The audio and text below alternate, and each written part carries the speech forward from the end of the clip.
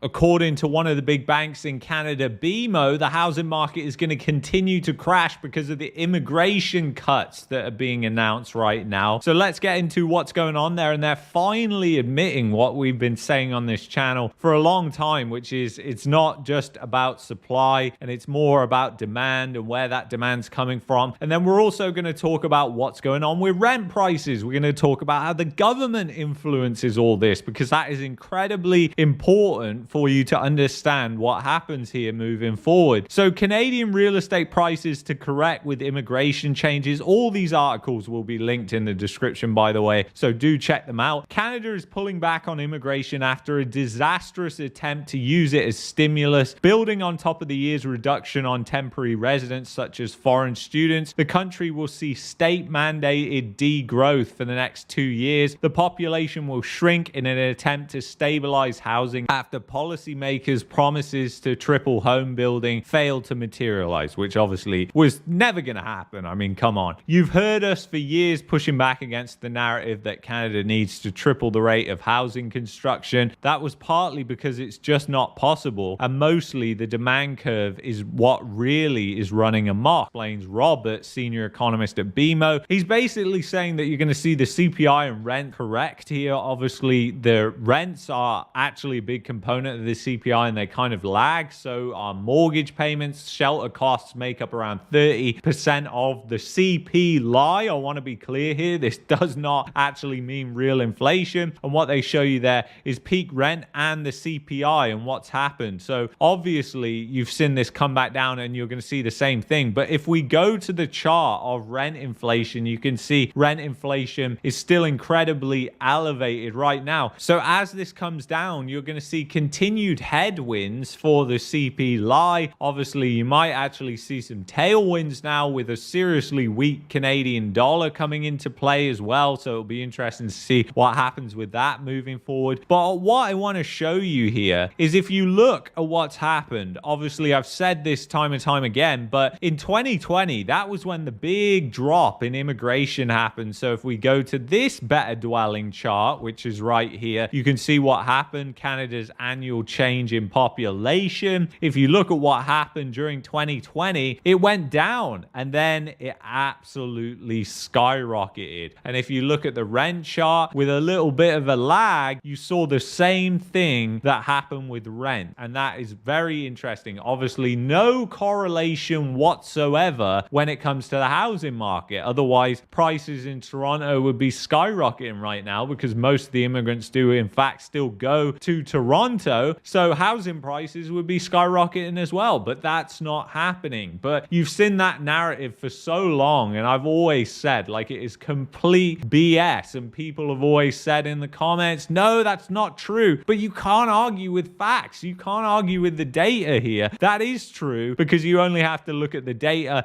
Yes, it does have an impact, which impacts rents, which then does impact the equation for investors. But if they're already cash strapped because of high interest rates, then they're not really going to be diving into new investments. And if they are, they're probably too stupid to see the recession that we're already in right now. So Kavik has long maintained that there was no supply problem until recently. That problem was manufactured by policymakers in an attempt to boost home prices, a problem that they periodically remind us of despite flip-flopping on affordability. And we're going to get into that. We're going to get into how the Trudeau government and also the Conservatives, they're still going to continue to use your taxpayer money to subsidize bad and dodgy loans and try and subsidize the housing market because they've done it in the past. And I'm going to prove that to you. So stick around here. Changes to Canada's immigration targets announced Thursday are the second prong of that demand curve. Bank of Canada rate hikes were the first, which cleaned out speculative froth and implied slowdown in population growth from 3% or more than 1.2 million people to around zero is going to have very real and very quick impact on housing costs, especially rent, he explains. And I totally agree with him. And we're already beginning to see that happen because it wasn't actually, the government came in with these cuts after. Better Dwelling was already coming out and showing the data that guess what, immigration was slowing regardless. And then the government comes out and says, oh, okay, we're going to slow things down now. Okay, yeah, but it was really happening anyways. And they just come out after. It's all virtue signaling and smoke and mirrors, but this will have massive consequences, because if rents are falling, that does impact that housing investor equation that people use, all the speculators use. So obviously if rents are coming down, whether it's in Calgary, Edmonton, or Toronto, or Vancouver, and you've got an investment property, that could mean that you're going cash flow negative. And guess what? Then you go to try and sell the place into an illiquid market possibly, and more people do that until you get to the point the market is saturated. And we're already getting to that point in places like Toronto. That's already happening. So we're seeing in real time what happens when a bubble bursts. And I hope these videos will all be used in the future as well to show people in other bubbles. It doesn't matter if you're in Australia, certain parts of the United States, or New Zealand. We all have very similar housing bubbles that are going on that are all government subsidized. So Canadian real estate was a demand issue, not a supply one. Policymakers are now acknowledging it wasn't a supply issue. They originally attributed the rise in home prices to regulatory hurdles. Lifting those measures boosted land values, actually reducing the amount of building. To mitigate this, taxpayers pumped hundreds of billions into state-backed loans and stimulus to incentivize developers, to no effect. And this is really, really interesting. And, you know, people should really listen to this part, because this is where it gets interesting. So I've talked about this before, but there's CMBs, Canadian mortgage bonds, which are basically backed by taxpayer dollars. They trade at a slight premium to government bonds, but they're backed by the government essentially, and their credit rating, which is actually you, the taxpayer. So you're essentially subsidizing all these loans to developers at a low interest rate when you're seeing developers go bust, when you're seeing a financial environment where you wouldn't want to lend to developers, where the housing equation doesn't work, and where new home demand is just not the problem. So the government just completely on the wrong side of the room as usual. And what is really interesting as well is the CMHC. The CMHC is the government entity in Canada which is used to essentially subsidize and prop up the housing market, and it's been that way for a long time. But what they say here, CMHC's goal, ensuring more Canadians have access to a home they can afford.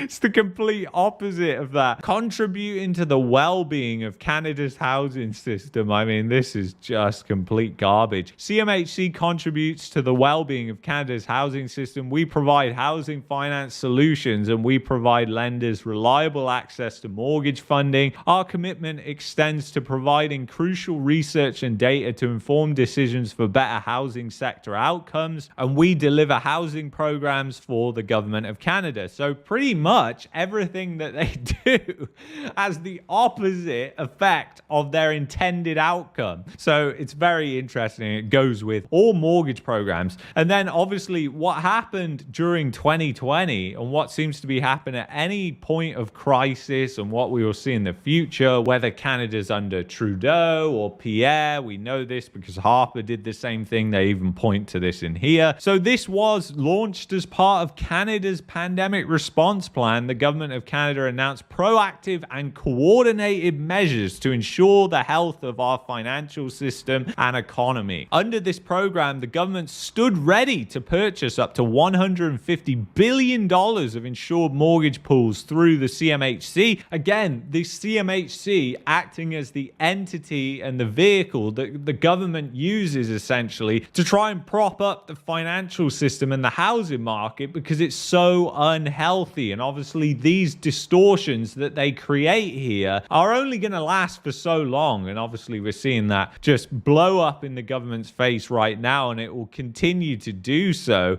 to a point that will eventually rest on the back of the taxpayer. I mean, that is blatantly obvious. So they bought all these mortgages. So CMHC purchased from financial institutions over $5.8 billion of insured mortgage pooled into the National Housing Act mortgage-backed securities. So mortgage-backed securities, you recognize that from 2008. So did you actually know that essentially the CMHC bailed out the banks to a tune of $5.8 billion during 2020? Probably not. And just as not many people know know that the program was successfully used in a similar way during the 2008 global financial crisis to ensure the stability of the Canadian financial system. And they're pointing to what the Conservatives did, which is essentially launch this program, which the Liberals are just continuing, and it will just continue onwards as they try and prop this thing up. But the thing is, obviously, it's getting too big, and it has become way too big. So obviously rent inflation, you're going to see that start to weigh on the CPI even more because this lag, very interesting. Obviously the population growth, if that comes down from here, you're going to see rents come down with a lag. We're already seeing rents come down, so that could be real time what's happening because this got just so overblown and so extreme. We could be seeing that happening right now.